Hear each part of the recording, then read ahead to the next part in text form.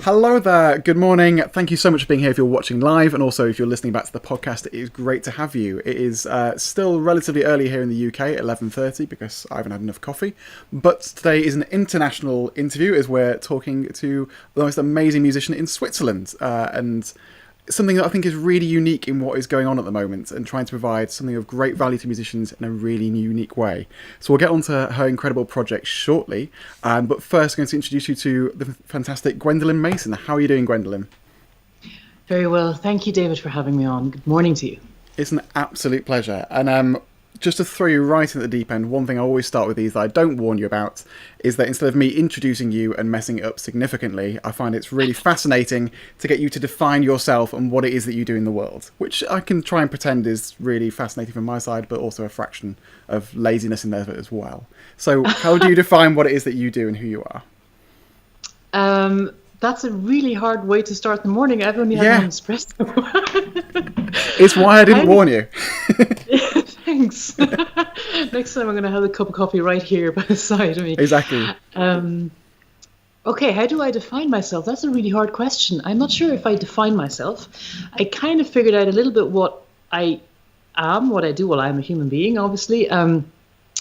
I'm first and foremost a human being, and I'm a violinist. I am a fourth generation musician from a long lineage of musicians from Central and Eastern Europe.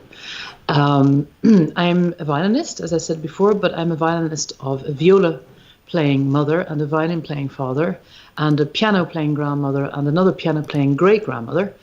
I'm a fourth generation teacher as well. I have had the privilege of growing up in a number of places. I was born in Amsterdam. And when I was 5 years old, my parents and my brother and I moved to Cape Town in South Africa. My father spent 30 years being the concertmaster of the Amsterdam Philharmonic, which is now the NETVO, which is the Nederlands Philharmonisch, the Dutch Philharmonic, the Netherlands Philharmonic Orchestra. And my mother discovered her teaching for passion, which she probably inherited from her mother whilst we were in Cape Town. She opened up the first private school in the area to enable children of all backgrounds and all ethnicity to study. That made her very loved in some circles and not very popular in others, and has taught me and informed me a lot about how I approach people in general. And at a point when the Rand fell in South Africa, before Mandela, before it looked like things might look up, my family and I moved back to Europe, where we stayed in Hungary for a long time. My mother is Hungarian, my father is Dutch, and we spent a lot of time in Budapest, where I also studied for a while, before finally going to Dublin in Ireland, where my parents are currently under very severe lockdown, and I haven't seen them since January, so I miss them very much. I'm living here in Switzerland, where I assumed third level studies when I was finishing school, and use it as a base whilst traveling and studying in Italy and in Germany and in Switzerland. And I am talking to you right now from Switzerland, where I hold a teaching post in the Geneva University of Music.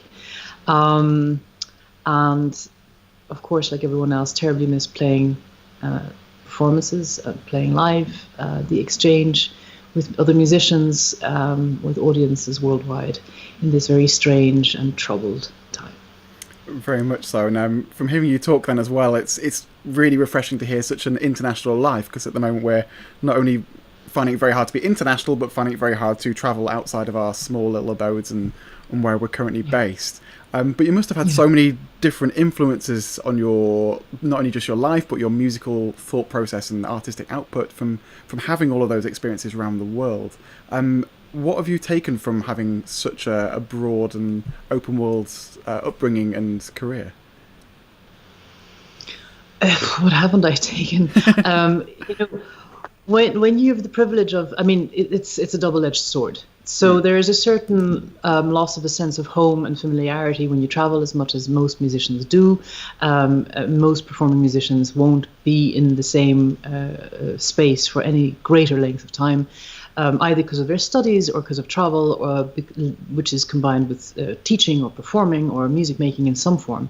In my case, there's a sense of uprootedness, of course, as there would be from that kind of a background. There's a sense of assimilation, of trying to understand other cultures and people, and a lot of the music that I've heard in those countries have informed how I feel music, how I convey it, what it evokes for me.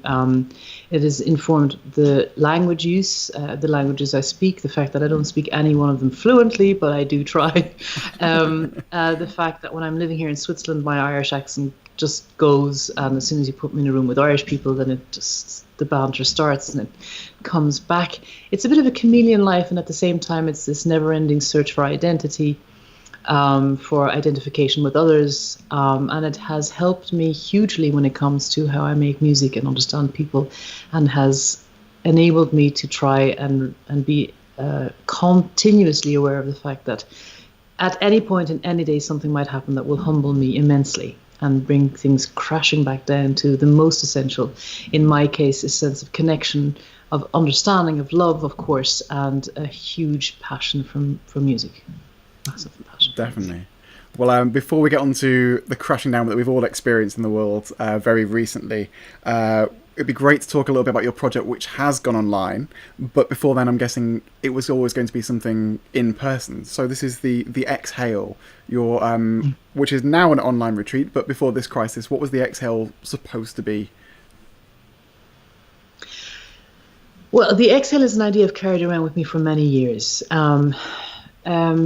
The whole objective of the Exhale was to create a community, a safe space, where people get in touch, musicians and performers get in touch with all kinds of holistic approaches to learning, to teaching, to playing, to understanding and integrating music in the very essential way of having not just a lifestyle as a musician, but being a musician, being a performer.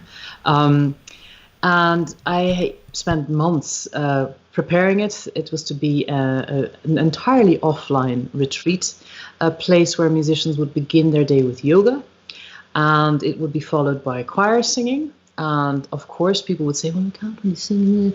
That's fine. I wouldn't care about that. We'd all sing anyway. The objective was to sight read music and to test our voices and to see whether on the Monday when we would start, we would have the same vocal range as on the Sunday when we would finish.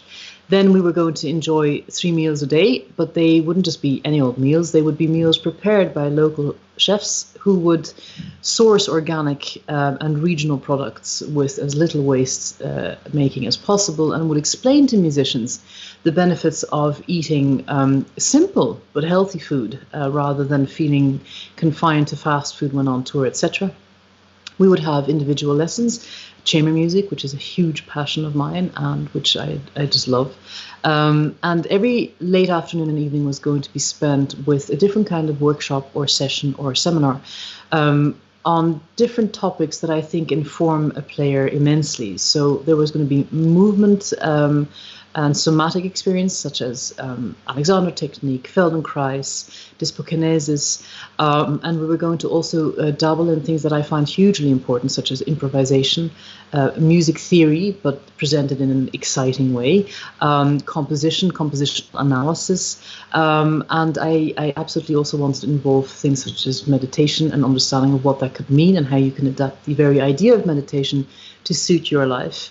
And in fact, also we wanted to involve entrepreneurial know-how. So we wanted to give people a place where they could start to indulge in the idea that they could, if they were feeling stuck in an organization and wanted to learn how to freelance, could do so without stepping into the void, but receive some tools in understanding how they could go about doing that. So it was supposed to be this full, very holistic package. My intention was not to have people walking out the door after a week going, oh, I know what yoga is all about, or, oh, I can go off and teach Alexander technique now. The idea was that they would get a refreshing scent of it from people I've worked with closely, who I strongly recommend, a bit of a one-stop boutique, where particularly for those who had questions but didn't know how to formulate them, or had been looking for such a thing online and not finding it, because to this day, in many cases, if you put the words yoga and classical music into Google search, what you'll find is Indian classical music, which is of great value, but not necessarily the motivation behind a person looking for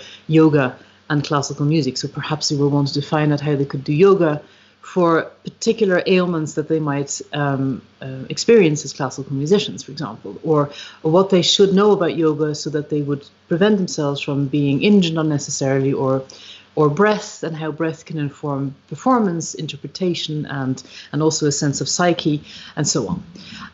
Well, all of that, of course, came tumbling down. None of that was going to happen. It was supposed to happen at Easter. And after spending a few days... Yes, it was a pilot project. Yeah, we had no idea how it would go. We had hoped to have 24 participants, at least 48 at max. We couldn't manage more at the time in the location I had sourced. We had our participants. Everybody was up for it. I was so excited. Faculty were coming in from all over Europe. And then it crashed, and everyone got their deposits back. And I walked around in a daze for a while, and then decided that I would try my arm at bringing it online. And I had the great fortune of meeting one or two very, very strong and extremely capable women who helped me to bring this to a wider audience. And we're not trying online to, first of all, we're certainly not trying to replace the human experience of the actual human interaction with someone. We understand that that is limited online, particularly for music. We're also not trying to compare sound production, you know, somebody's A sounding so much more lush than somebody else's A or something, because working from our homes in confinement, particularly at the very beginning of this lockdown, where even if you tried to source a microphone, some people were waiting 3 weeks on receiving one before they could go online to do any kind of sensible teaching. We wanted to allow people an experience at home that they could experience in the privacy of their own four walls. What we've noticed is that there's a lot of people with a lot of questions who feel shy to ask them, shy to find out how to experience them. And what's very important to me at the Exhale is that we create a safe space, a community of like-minded people, of like-minded individuals who understand that playing violin or cello or piano is much more than just moving your fingers along a keyboard or along a string. And I'm working very hard at, I hope that it's accepted. I think it's very important that we try to destigmatize a lot of things in the world of classical music, particularly, that are seen as weaknesses. So, for example, if somebody says, I've had repetitive strain injury and I figured out a way how to deal with it and overcome it, rather than seeing that as that person's had repetitive strain injury, and then coming to incorrect conclusions about why that might have happened, and judging that person for that idea of having that strain injury, repetitive strain injury, seeing and understanding that vulnerability has led to an immense strength, and that we have so much to learn, and that musicians are human, and we fall down and we make mistakes, and we are taught for better or for worse. We are having a chance to access knowledge or not, and this is a huge issue that I see in classical music also, where I teach. There are people constantly having to deal with the strain and pressure of being a musician. Of course, it's a charmed life. It's an amazing life. Music is such a wonderful thing to be able to nourish yourself with every day. But there's a lot of pitfalls. There's a lot of difficult things to deal with. Everything from what it does to our body and how we feel it and how we can work with it rather than against it. What it does with our psyche. We had a wonderful panel discussion where I asked some notable musicians, including a very dear friend who I deeply respect and admire, Natalie Klein, coming online, as well as Mate Such, who's a wonderful viola player, coming online to discuss stage fright, something that is a huge taboo topic in many places of study. One does not have stage fright. We are infallible. We are bulletproof. We go on stage. We play. We're wonderful. We never make mistakes. We have no memory lapse. We live in this charmed world where we look fabulous at all times. We never age. All of these things that are nonsense. They are unrealistic and they are detrimental to our art form. Musicians are able to convey and portray stories in music and storytelling through music because of their vulnerabilities, because of their fragility, and because they have taken the time to explore it and have learned a strength in all of that. And I find that in many universities across the world, many institutions across the world, these kind of things aren't being discussed. And I'm sure there's many reasons for that. There's no time, there's no money, whatever. And with the exhale, I feel like I can go, I can do something, I can go and do something without having to worry about what anyone thinks of it. And all I have to worry or care about is how participants react to it, how they feel about it, and whether it can impact positive change.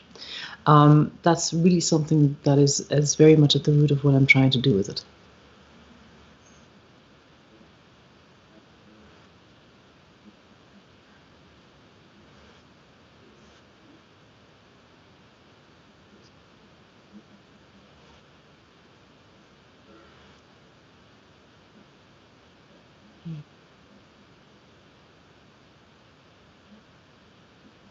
Mm.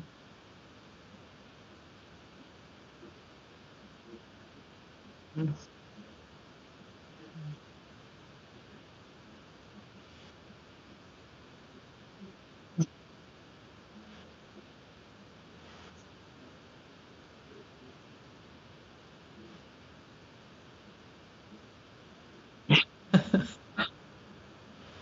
Well, I can talk of my own experiences and the things that I've heard and the things that I've experienced with, well, when we went online, in fact, rather than having only 2 cooks to look after 48 people and more because of faculty, we had 4 amazing chefs from across the world. We had Byrne, who is one of my closest, if not closest friend. She is a cellist who turned to an understanding of raw food and cuisine or cuisine artistry. She was or is currently in Byrne based, stuck there. Laura Lever from the UK and 2 Swiss young chefs preparing food. I think that one of the biggest misconceptions of how we feel, whether we are suffering from brain fog, as I call it, or I think in fact it's already a term that has been coined, brain fog, that idea of not being able to battle through a certain state of fogginess in the brain, quite easily explained, or lethargy, or inertia, or a lack of ability to focus, or in fact even issues with pain throughout the body. People don't consider enough that these things could be linked to food, and which is in fact one of our primary sources for energy. So what it is that we take as far as liquids and food is concerned. For example, there continue to be people who believe that there's a lot of value to olive oil, extra virgin olive oil, cold pressed, and there is, but perhaps not if you heap it in gallons across a salad, and certainly not if you heat it, because once you heat it, you break down the very essence of what it is that made it cold pressed and useful for your body in a particular way. It's amazing how many people don't know that, and therefore continue to prepare food that actually may not agree with them, or that they might have an intolerance to, that they don't realize they have an intolerance to. Or for example, very basic, nearly mundane, I'd say, associations. Someone who comes on stage, potentially a string player, and has what I call Toblerone bow, which is where the bow jumps across the string in a fit of nerves. Well, of course we can assess the person, and we should assess that person in a complete way to try and figure out why that might be happening. But one very easy go-to would be, well, did you have a cup of coffee before you went on stage? Do you understand what caffeine does to your body? We could also ask, have you had enough sleep? Do you understand what sleep does to your body? I mean, this goes in so many directions. I find that in the world of sports, where incidentally there's generally also more money, there is more done to educate people completely. So a typical sports star, like every other star who has an entire village behind them, enabling them to be stars, would, however, have a physiotherapist. So they might have a massage every day or every second day. They would have a nutritionist telling them what they should and shouldn't eat and what they should consider eating before a match or before a game. That is not anything that I have been in touch with during my time studying at a conservatory. It might have been on the curriculum. I didn't spot it.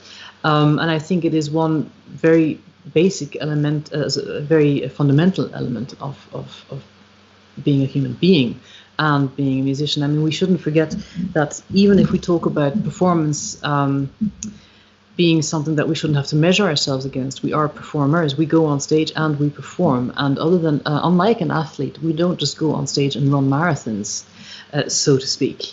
We interpret. We go on stage and we do all these things all at the same time, and we expect ourselves to manage to do that without considering every aspect of our life consciously and with an awareness of what it is that we're doing. And in many cases, we don't have time, we don't have resources, we don't have funding for it.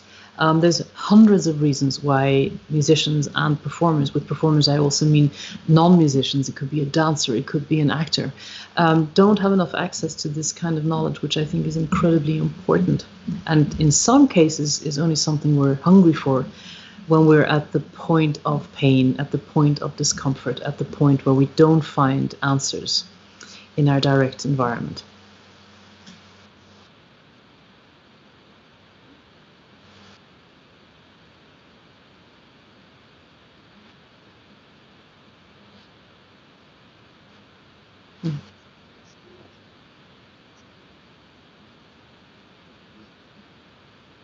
Yeah.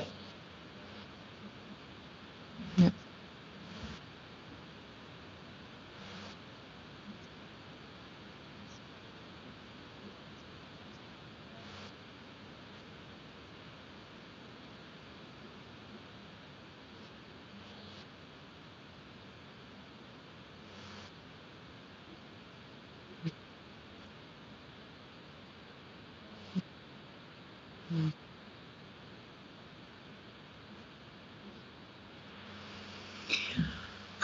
I agree to it. I agree with it, sorry, or to it. I agree with it. I can, again, only talk about my own background or what it is I see. At that end of the spectrum of music making where you are dabbling in life as a soloist, or dabbling in life as a chamber musician in a quartet. In other words, you're very much exposed and you're very much expected to deliver a performance, regardless of what time of day it is, where you are, what time zone you're in, what mood you're in, and any history of what you've experienced in the week coming up to that point. I think there isn't much space for mistakes in the world of classical music. It starts from the very essence of training. If you look and if you, so I did a PhD on comparative analysis of how we teach violin from Viotti in 1750 right up to now. And what I've noticed in the treatises that are written is that depending on who you're reading from and whether it's been translated into your language from another language, there's a certain sense sometimes of a bit of a scolding tone. So for example, Auer would have said that vibrato, if used on every note, is something for the circus. Well, good luck with that then, eh? You're a clown now. You're no longer a violinist, you're a clown if you do that. There's a sense of being scolded from the very get-go. There's a sense of having to practice. There's a sense of being the fastest. I mean, literally, this idea of competition. I understand the reason for competitions, and in some cases it's very good and important to have them. But on the other hand, I also think it's interesting that there are very famous musicians who've come before me who have said that competition is for horses. So yes, you can time an athlete who's the fastest at the end of the race, but is there any point at the end of the race? Is there any point in timing the fastest Paganini caprice? And what does that do to your psychology? Is that healthy? Is that music? Is that art? Yes, subjectively and objectively, you can work through music. So there are objective standards that one can and should achieve if one wants to make a life out of being a professional classical musician. But where does that line get crossed between objective understanding and subjective? So I think one aspect, for example, that is far too little discussed, and where, for example, certain institutions, I'm familiar with Guildhall, for example, are far ahead of many others, which are in comparison the Dark Ages, where we talk about mental health and mental well-being.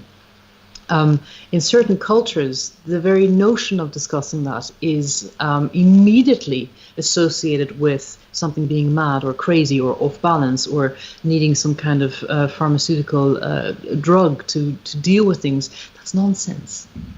If we feel imbalanced or if we're not in a good space, the more we don't talk about it, and the more we find nowhere where we can go to talk about that, and the more that we don't find any understanding for that, the more we end up going into a spiral of well, being subjected and exposed to something that's not good for us. And all of that, and this is one of the main points, it all feeds back into our integrity as musicians and into our humanity as musicians. I personally find that the most memorable performances that I've heard live or via recordings are the ones that show the human side of players. They're not the ones that are perfect. They're not the ones that were edited to within an inch of their lives. They're not the CD productions where you can tell from a mile away they've spent years on this and they've cut every note. They're the ones that just speak to you from the heart. They're the ones that are so far beyond the need to describe them as perfect or technically brilliant, because they go far beyond that. Like, you don't even think about that anymore. You sit there looking at these people immersed in their ability, going, wow, this is changing me. This is moving atoms around. This is changing my life. This is going to have impact. And this is far beyond, where does my little finger go on the bow, and oh, I played that D sharp out of tune and the teacher's going to be so upset with me, or my mom is going to be upset with me, or the critic in the audience is going to write scathing remarks about me. Well, I wish that the critics were still writing about us, but in any way, if you know what I mean. So there's a lot of this idea. So. We compare ourselves to other people. We're constantly being presented with these amazing artists who we live or try to aspire to being like or live up to, rather than seeing them as role models and then trying to figure out what we can do for ourselves to be the best version of ourselves. Massively, I couldn't agree more, and especially with the approach that it's what you're trying to communicate as a human rather than it being something that's completely perfect. I'm really curious to talk to you about how your participants are finding the Exhale, but before we get on to that, I'm also very curious as to your experience of moving something completely onto online. I think that's something that we've all as musicians related to, that all of a sudden whatever projects we had or we're then going to have to do, we then have to try and get them online. What has been your experience in getting an entire retreat, something that is very much you go away physically somewhere to get the benefit of it? How have you managed to get that online and replicate the retreat element, and what challenges have you faced generally with being online? Do we have another hour? Potentially, yes. Also, it turns out it's a very good question about what challenges you face with going online. As it turns out, I muted my microphone halfway through that and missed one of the questions. So it's going to be technology is always fun. Yes, absolutely. And it bears a very interesting sort of last uncharted territory for musicians in a way, because the very thing and the essence of what we're trying to do, which is kind of be in tune with one another, like to be in resonance with one another, to potentially play with one another. As far as I know, at this current state of my knowledge, June 2020, there isn't an accurate way of playing together online simultaneously. There's a lag time issue, there's internet quality issues, there's a whole list of things that can and will go wrong. And if you're lucky to have a huge team behind you, people bringing you online, then that's wonderful. And if you've been online for decades, then that's even better. But if you're trying to adjust to the situation and well, first of all, there's going to be imperfections, there's things that are going to go wrong, and it's very important that if you are teaching somebody, you mention that, and that you say there are things that could go wrong, and please give me feedback so that we can try and tweak things to optimize things that have gone wrong. What I've noticed is that I haven't slept very much during this entire lockdown because I've been so busy trying to get things online. When the Exhale first went online, we tried to replicate the retreat, whereby we would start the day at 8 in the morning and finish at 8 or 9 at night, and every hour would have a different subject, or every 2 hours. So there would be sessions that last an hour or 2 hours, and we would literally go through the day, start it with yoga, end it with yoga. And in between we would squeeze in lots of things. So the faculty grew from 11 to 26 during its first 2 weeks online, and it's growing and expanding ever since, and it's incorporating artists from all over the world. We've got Canadians and Americans, we've got Australians, we've got people from the UK and Ireland, we've got Swiss people, German people, French people, online, Hungarian people, online teaching in their respective languages, and very much trying to create an oasis at the exhale and show a side of their work that they either aren't in a position to do so when they teach normally, or haven't challenged themselves to do so yet. And so we're taking away the extra challenge of having to figure out how to get online and get people to notice that this work is going on, but just enabling the framework for them to focus on the actual thing that they want to impart and share online. So it's a huge learning curve. We are not multimillionaires with this gorgeous studio and this amazing distance learning kit, which is fantastic and very important to have. We don't have it, and we know that, so we're not trying to impart that kind of knowledge at the Exhale. It's very much about each person's personal experience. Just to mention that at the offline Exhale, at this master course, which is a retreat in itself, at the end of that week there was not going to be a concert. There wasn't going to be this moment when we are once again placed in a situation where we're performing for other people. And that's not because I don't love performing. I personally love performing, and I love performing concerts very much. But the idea was that there was no constant and nearly whispered challenge of having to prepare for something.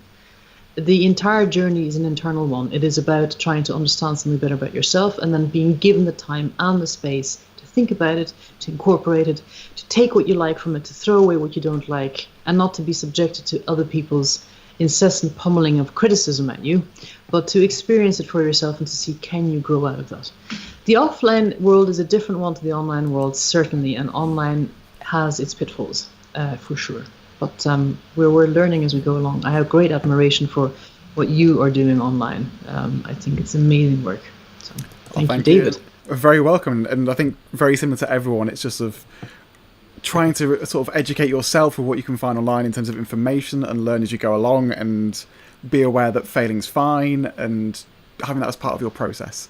And again, we're not multimillionaires with studios, but equally this potentially couldn't have happened at a better time in terms of in history, in terms of technology, where your phone can be an incredible camera that can connect people all over the world. Just thinking back, 10 years ago, if you had like a BlackBerry and whatever that was going on in that, and social media wasn't working at the same way at that point of history, how hard this would be for us. So it is hard, but at least we have some tools to really help us connect, which is a huge relief, I think. So the participants who are involved with the Excel at the moment, what sort of feedback have you had from them, and how has having this as an online retreat sort of affected them as well? There's been a lot of positive feedback. I would suggest that most of it's positive, and if people aren't being positive, they're not telling us. They're whispering about us behind our backs. I actually don't think that, to be quite honest, I mean, the whole point of the Exhale is that very idea of negative criticism, which often is centered at something to do with the person criticizing and has very little to do with the thing or person they are criticizing. We're trying to suggest that criticism, is, when it's constructive, is hugely helpful. So everything about that and about feedback is centered along that idea of, we are here, we teach, we guide, but we are also eternal students. Tell us more. There's a couple of things about the Exhale to bear in mind. Each session, each workshop, we're treating like a live performance. So this is not a sort of a mecca where you just walk in and from day one there's this library of information and you can just dip in and out of whatever you want. I mean, we're going to have to spend quite some time online to be able to enable that. Every session is unique. Every session is created for the Exhale. We are trying to be very personal. We've had conversations and panel discussions where we've had lots of participants, up to 40 or 50 at a time, which is fantastic. We offer them a space to ask questions, and where we know that many numbers are going to come, we ask them to email their questions to us in advance. But in general, at the Exhale, a typical class will have around 14, or a session will have around 14 to 18 people at it. And amazingly enough, over time, you figure out how to actually connect with each person individually. So that's one important thing to note. The other thing to note about the Exhale is that the Exhale is donation based. When the Exhale would have been an offline thing, it would have been competing on the market, so to speak, with any other pricing of any other master course. Having said that, it was always clear to me that as soon as you do a yoga retreat or anything else like that, it is expected of you to have a lot of money. I mean, a typical yoga retreat on a Greek island with room and board, which is pretty simple, and anything up to 3 or 4 hours of yoga work, which for a musician 4 hours a day is not that much. I mean, we're used to 8 or 9 or 10 hours of stuff, can cost you $2,000 easily, and you haven't flown there, you haven't had your meals yet, you haven't gone out to explore where you're at. That's the kind of money that, in my eyes, third level students certainly don't have very easily. So the whole point of the Exhale was to offer all this luxurious immersion in other forms of art and other approaches to our art form and other ideas of movement and music, but at a price they could afford. So I had funding from foundations. We applied for foundations for funding to get support. With the Exhale Online, it's mind-boggling now. We have a completely different scenario to deal with. We need to be honest about this. A huge amount, and I don't know the statistics, a huge amount of people that I'm personally in contact with, that I know of, are currently unemployed. They are highly qualified and skilled musicians, amazing human beings. They are actors, they are dancers, they are people who have honed their skills over decades, and they are literally worth thousands of euro per performance, and they are unemployed. They have absolutely zero income, and they are looking at zero income until next year. And this is not a question of, oh, performers just want to stand on stage and be loved. Well, actually, no, performers suffer. Nearly all of us suffer every time we go on stage. At some point, kind of going, am I feeling this right? Is this going right for me? I mean, it's the exception of the performer says, I never have stage fright. It's easy as anything. Performers go on stage because they feel compelled to. That is their life, and they've spent years working on myriad skills to get there. And one could compare it to an education in medicine. I mean, a good doctor has as long of an education and as expensive an education as any musician would. And yet those doctors are on the front line. I don't know if they're earning money or not, but they are suffering in their own way, having to deal with this problem right now. On the other end of the spectrum, there are many musicians who are furloughed, but their furlough is maybe coming to an end. Or in some very extreme cases, there are people who have literally been unemployed from one day to the next with no perspective. And if you look at the measures being taken to ensure that this pandemic doesn't get worse, if anything gets the curve is flattened, we have to acknowledge the fact that for a lot of musicians, this is possibly the most difficult time of their lives. To that end, the faculty that we have at the Exhale, we are very intent on paying, whether they are furloughed or not, whether they are employed or not.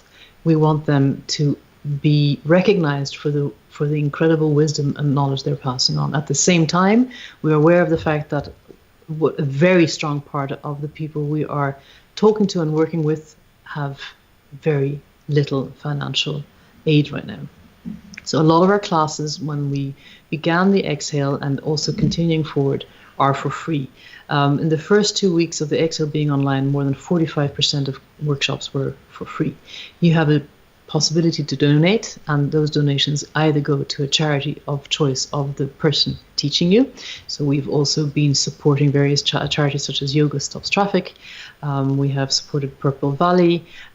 We have supported Caritas here in Switzerland. And we're also working towards charities to help musicians at this difficult time. And it's very important for us that the people we are talking to realize that they can actually go to us at a price that they can afford, without, on the other side of the spectrum, having faculty members just working for free regardless of any consideration of their current financial background. Yeah, it sounds fantastic and such a wonderful inspirational model for people who potentially don't have the financial access to really get the benefit of any programs that are available, especially at a time when, if there aren't performances and there's no direction to what musicians can do during this time, this could be a fantastic opportunity for people to really have that sense of purpose, of continuing creativity, and also being engaged with the community, which is lacking for all of us right now. So is the Exhale still open for people to join? Can they still participate and be a part of these classes? Yes, thank you for asking, David. Yes. So the Exhale went from spending around 9 months trying to get it into an offline retreat as a pilot project. Well, that got cancelled. Then I spent 2 weeks with the support of Joanne Green, a wonderful violinist, and Fran Wilson, a wonderful pianist and blogger, getting it online. We worked, and this is not an exaggeration of the truth, all day, every day to get this online, because at the end of the day, we are musicians, not necessarily skilled IT experts. We had to accumulate a vast amount of knowledge to get it online, to get classes scheduled for people to be able to get enrolled, etc., and have private invitations, have instructions as to how to prepare for class, everything. We went online for 2 weeks, didn't sleep during that. That was our first pilot project, which then became a pilot project online. And during the 2 weeks, we had more than 114 events with more than 1,000 bookings across those 2 weeks. And we created 5 different places on social media for people to connect and communicate, including a group on Facebook called the Exhale Cafe, where you can become a member and post topics of interest that you would like to see discussed or touched upon at the Exhale.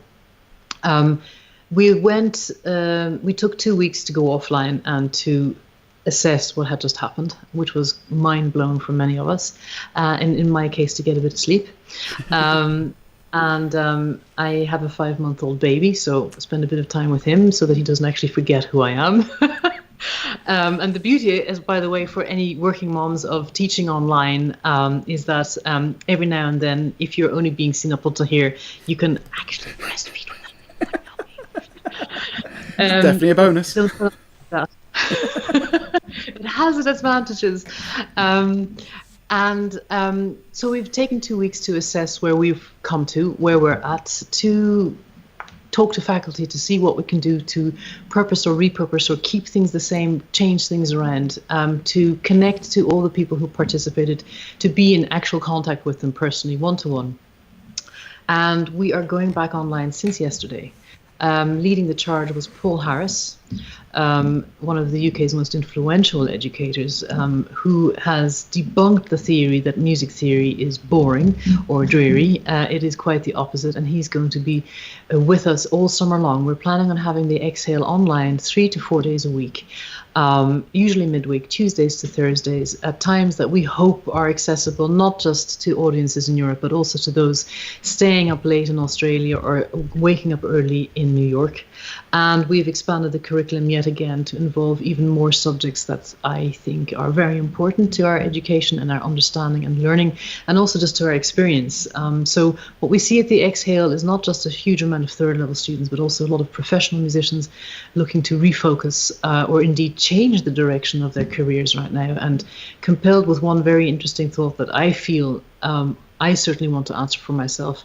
After this vast amount of time in lockdown where we have not been heard, how do we want to sound when we come out of this? What do we want to play? How do we want to perceive ourselves and be perceived? Is this a time of learning? Is this a time of reflection? Can we see the positive aspects of having to, in a way, go dark right now?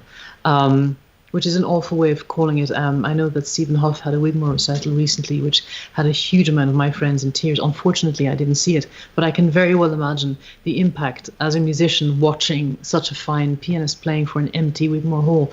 That's, if you actually understand the entire depth of what this is doing to our industry, that is heartbreaking and also incredibly uplifting. And I wonder whether at that brink, at that edge, we have a lot to learn that could help us moving forward as a community.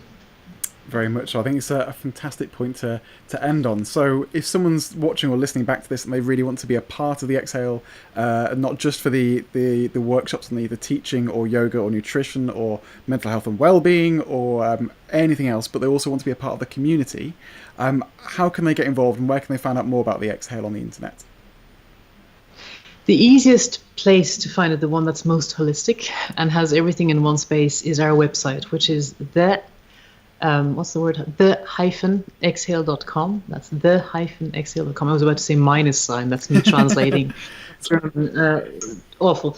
Theexhale.com, and you will find at the bottom of the page all of our social media. We have a YouTube channel where we will be, over time, of course, we're catching up with ourselves. We're going to be showing some of the classes that were held in part, and we're going to start live streaming our Artist Cafe, which is a panel discussion where we ask faculty members and outside guests to discuss topics that we find important and interesting, everything from how do I solve my tendonitis to impactful topics such as interpretation and analysis, all kinds of things. And we're doing those weekly for sure, involving people from the world of music and outside the world of music. We are on Facebook with a page and a group, the Exhale Cafe, where you can become a member and join in the conversation. We are on Twitter and we are on Instagram. So there's a lot of places where you can find us, and the hope is that the Exhale will stay in part online for a very, very long time, not just because of COVID staying around for a long time, but because we think that the impact of being able to learn online without having to travel long distances and spending a lot of money on stuff that is not necessarily the very essence of what you've gone there to learn for and from or exchange with. We will keep that online, and hopefully one day when I can responsibly do so, we will start planning our offline retreats again. Incredible, and it's such an inspiration to hear how you've really gone to got going so fast with moving such a big element onto being online and finding ways to help musicians during this time. So if you're listening and watching, please do check it out. It does sound like the most incredible elements, and if you want to be part of round 2, all the information is I'll link in the description to the videos and on the podcast as well. Well, thank you so much for watching and listening. If you want to listen back to any of the other interviews, they're all on the website, which is david-taylor.org, and they're available on Spotify, Google Podcasts, Apple Podcasts, and about 5 more that I've never even heard of. And also, if you want to have a look on social media, it's david-taylor-UK. Sorry, _UK. I'm getting the wrong sign as well. So david-taylor_UK. Thank you much, and thank you again for joining us, Gwendolyn. It's really absolute pleasure. Thank you so much, David. Thank you very, very much. Fantastic. Hope you have a good day. Bye-bye.